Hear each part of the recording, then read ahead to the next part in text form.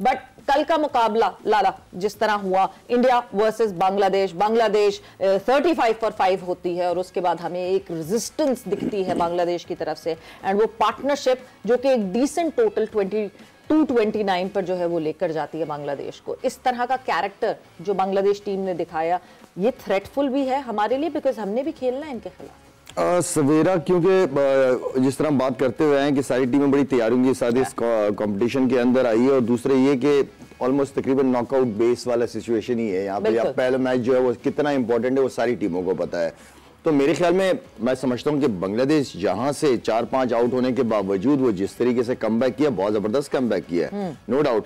अगर इसमें 260-70 रन होते तो मेरे ख्याल में इंडिया इतने आराम से, अभी भी इतने कोई आराम से चेज नहीं किया उसने। 1-2 कैचेज अगर वो ना छूटे होते तो क्रिकेट में कुछ भी हो सकता है, लेकिन एटलीस्ट इंडिया के साथ, क्योंकि इंडिया इस वक्त one of the favourite team है, उनका कॉम्बिनेशन हर लिहाज से, बैटिंग, उनके स्पिनर्स, फास्ट बॉलर्स आए 5 आउट कर दिए, इस तरह की पिच पे आके 5 आउट कर देना भी बड़ी बात है, बॉलर की बड़ी एफर्ट है।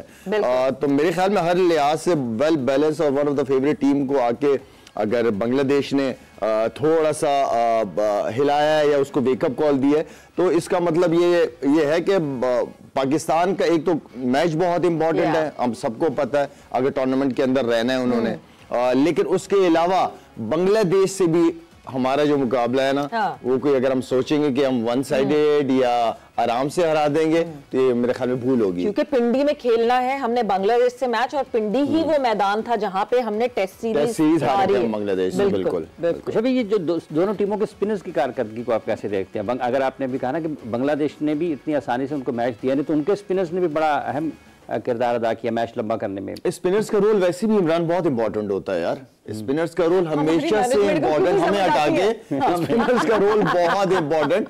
पिचेस के हिसाब से वो अपनी कंडीशन के हिसाब से हर टीम होमवर्क करके आई है, उन्हें पता है वेदर ऐसा है, इसमें पिच क्या कर सकती है, इसलिए कि पूरी जबरदस्त किस्म की धूप लगती नहीं है। और हमेशा इवन के अभी बांग्लादेश बीपीएल हो रही थी वहां पे भी इतने बड़े बड़े स्पिनिंग ट्रैक बने हुए थे। आप जो है वो मैं समझता हूं कि बड़े अच्छी तैयारियों के साथ सारे आए हुए हैं, जो कि हमें करनी चाहिए थी। हमारे इवेंट हम होस्ट कर रहे हैं, सारा कुछ है, हमारी कंडीशन, हमें उस हिसाब से अपनी टीम को सिलेक्ट करना चाहिए था। लेकिन मेरे ख्याल में दोनों टीमों के या किसी की भी टीम उठा के देख लें, हर टीम ने अपना होमवर्क करके आए हैं, उनको पता है कि कंडीशन के हिसाब से हमें क्या जरूरत पड़नी है। बिल्कुल यूसुफ, कल की पिच की अगर हम बात करें तो कल की पिच पे जो है वो मतलब ये बार बार ये बात आ रही थी कि ये एक फ्रेश पिच है जो यूज हुई है, जो कल की पिच है।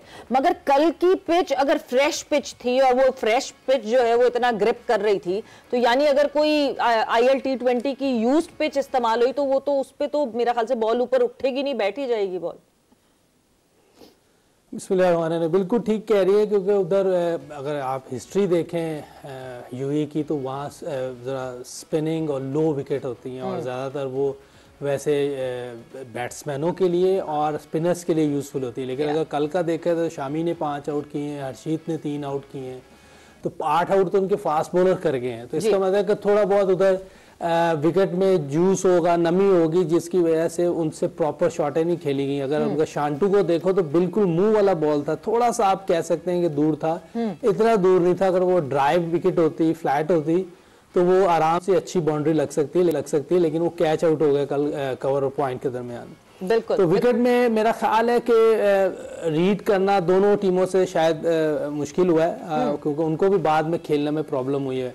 हालांकि वो तो टॉस ही हार गए थे इंडिया वाले, लेकिन उनसे बांग्लादेश वालों से विकेट रीड करने में मेरा ख्याल थोड़ी मुश्किल हुई है। और हो जाता है बाज़ का, आप नई पिच होती है, आइडिया नहीं होता ये क्या करेगी, वही बांग्लादेश के साथ हुआ। और मेरा ख्याल थोड़ी बहुत उन्होंने टीम में भी मुझे लग रहा है कि टीम उनको बेहतर खिलानी चाहिए थी। इस विकेट पे नाहिद को जरूर होना चाहिए था, और उसको क्या नाम, एक इनका बैट्समैन ओपनर है जिसको मेरा लेके ही नहीं आया, ये 15 की टीम में नहीं लाए। अच्छा, आप ऐसे टूर्नामेंट में आप अपने इतने अच्छे प्लेयर को ड्रॉप करना, मेरा ख्याल है कोई इतनी अच्छी प्लानिंग नहीं होती, क्योंकि आप बड़ा टूर्नामेंट है। इसके बाद आप अगर उसको देख सकते हैं, एनालाइज कर सकते हैं कि परफॉर्मेंस अच्छी नहीं तो ड्रॉप कर दे, लेकिन वो इनका बड़ा ज़बरदस्त प्लेयर है, मैं नाम भूल रहा हूँ उसका, बड़ा अच्छा खेलता रहा है। कल के मैच में शुभमन गिल ने भी 100 किया, मैच उन्होंने मुकम्मल किया, जितवा कर गए। 47 ओवर तक अगर मैच गया है, उनकी सेंचुरी भी हुई है, मैच फिनिश भी किया है। तो इस इनिंग्स को आप कैसे देखते हैं? और इर्द गिर्द में जब हम बाकी जो लोग हैं, मतलब पाकिस्तान की अगर हम बात करें तो फिनिश की हम बात कर रहे थे, तो उन्होंने तो इनिंग्स फिनिश की, क्या खास चीज़ आपको लगी है उस इनिंग्स में?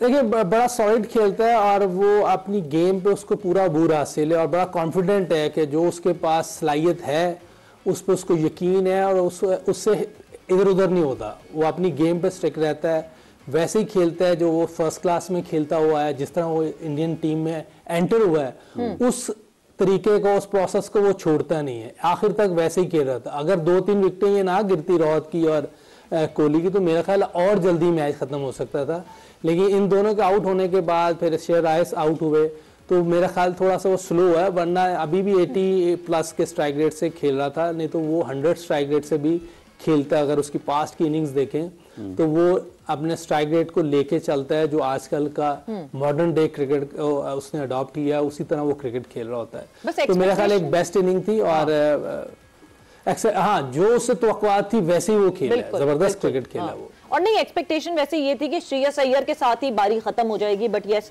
वो ज्यादा देर नहीं खेल सके, अक्षर नहीं खेल सके, इवेंचुअली केएल राहुल ने जो पार्टनरशिप शुभमन गिल के साथ बनाई। एक दफा मैच समरी पे हम नजर डाल लेते हैं क्योंकि उस रेफरेंस से हम डिस्कशन को फिर आगे बढ़ाएंगे। सो कल हम मैच समरी की बात करें, which was India versus Bangladesh, played in Dubai. So match summary आपके सामने स्क्रीन पर इस वक्त, और क्या किस तरह की परफॉर्मर्स रही, क्या कौन से टॉप परफॉर्मर्स थे बांग्लादेश के, अगर हम मैच समरी पे नजर डालें तो मैच समरी ये आपके सामने स्क्रीन पर। एंड बांग्लादेश की बात हमने रिदोय की तो बात की है, जाकिर अली एंड रिदोय ने जिस तरह की वो पार्टनरशिप लगाई थी जिसने स्टेबिलिटी दी बांग्लादेश को।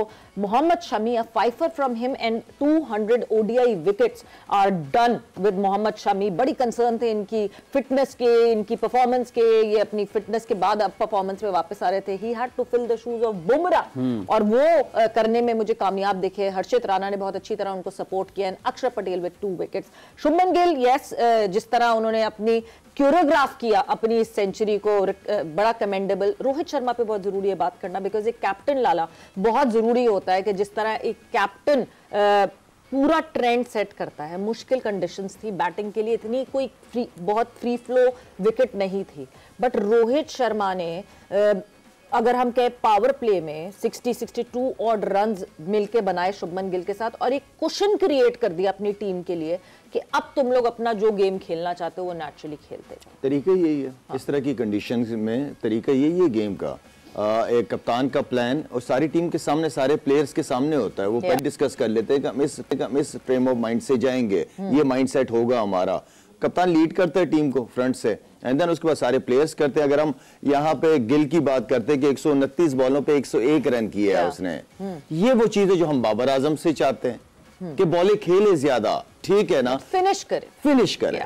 बस ये सिर्फ एक प्रॉब्लम हमें नजर आती है। बहुत सारे लोगों को ये चीज समझ नहीं आती।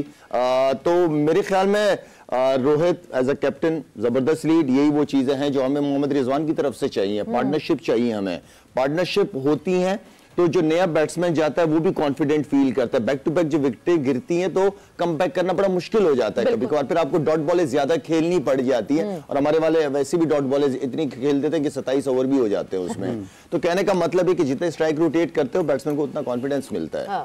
अरे तो यूसुफ, जैसे अभी रोहित की बैटिंग की बात हो रही है, आप किस अंदाज में इसको बयान करते हैं? क्योंकि आखिर उनको भी बड़े शॉट्स की तरफ जाते हैं, तो जो शॉट सिलेक्शन है उनकी और जो अटैक करने का उनका हिकमत अमली है, वो किस तरीके से दोनों चीजों को मैनेज करते हैं, जिसमें आप ये कहें कि रिस्क फ्री या मिनिमम रिस्क की तरफ जाकर खेलते हैं?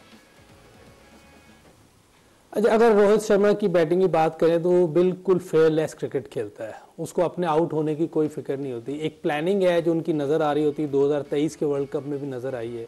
मैंने पहले भी बताया कि वो 1-2-3 सेंचुरीज कर सकता था, लेकिन एक प्लान होता था उनका कि मैंने अटैक करना है। जो प्लान लेके वो आता था वो अटैक कर रहा होता था। और अभी भी आप कल के मैच में भी देखें कि उसने 100+ के स्ट्राइक रेट से खेला है। वो सारी जो ऊपर का प्रेशर है ना, वो नीचे वाले प्लेयर से उतार देता है जिस तरह की वो क्रिकेट खेलता है। और एक कैप्टन को, एक लीडर को ऐसी क्रिकेट चाहिए कि वो पूरी टीम उसकी तरफ क्योंकि देख रही होती है, लीडर की तरफ टीम देख रही होती है। लीडर जिस तरह का बिहेवियर दिखाता है, जिस तरह की चीज़ें दिखा रहा होता है, बाकी प्लेयर भी वैसे ही खेल रहे होते हैं। अगर रोहित शर्मा आके अंदर ऐसे खेले कि जैसे पता नहीं अंदर क्या हो रहा है, पता नहीं कितनी मुश्किल विकेट है, तो पीछे वाले घबरा जाएंगे कि यार रोहित इतना अच्छा प्लेयर है, वर्ल्ड क्लास प्लेयर है, अगर उसको मुश्किल हो रही तो हमारे साथ क्या होगा। तो वो इस तरह की चीज़ें अपनी बैटिंग के साथ पिछले वालों के लिए बड़ी आसान कर देता है। तो वो अपने लिए तो बिल्कुल नहीं खेल रहा होता, ये तो क्लियर कट नज़र आ रहा होता है कि जिस तरह की वो क्रिकेट खेल रहा होता है। मैं समझता हूँ कि जैसे हमारी टीम से सईद भाई जब खेल रहे होते थे तो अंदर पता चल जाता था, या लाला जब शुरू में जाता था इनके साथ, तो ये एक ऐसी क्रिकेट खेल रहे होते थे कि पीछे बाज में बहुत आसानी हो जाती थी कि हम लोग इजी हो जाए, टारगेट ऐसा इजी हो जाता था कि हम लोग उसको 3-4, 4-4, 5-5 करके, यानी कैप्टन या ओपनर की बैटिंग से इसी तरह अकेली बैटिंग नहीं होती। यूसुफ सॉरी आपकी बात को कट करना पड़ेगा बिकॉज ब्रेक का वक्त करीब आ गया है,